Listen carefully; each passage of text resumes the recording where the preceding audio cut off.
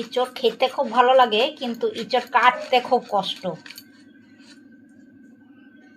পুরো আঠাতে ভর্তি।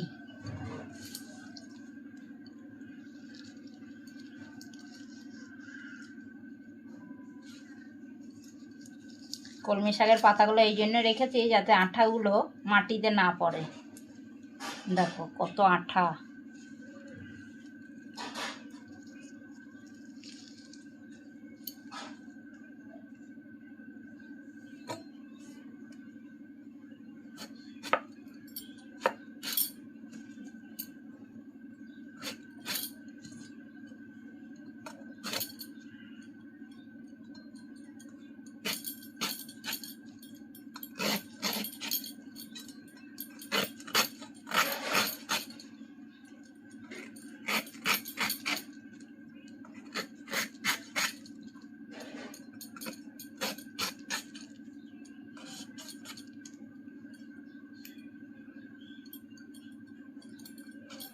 একটু ছোট করে কাটি, জানি না তো সিদ্ধ হবে কি হবে না, ইঁচড়ের তো আবার গ্যারেন্টি থাকে না। দেখে তো মনে হচ্ছে ভালোই হবে।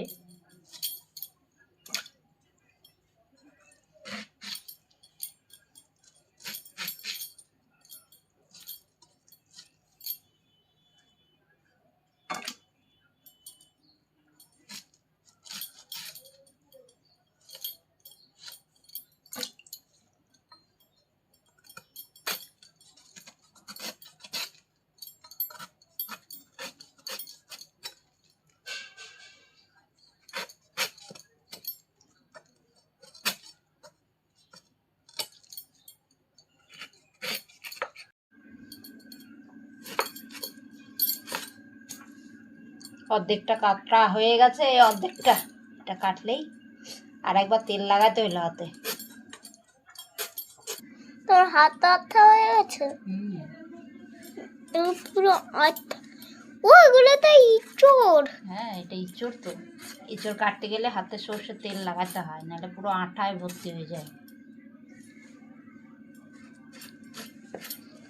এগুলোর মধ্যে আঠা নেই না।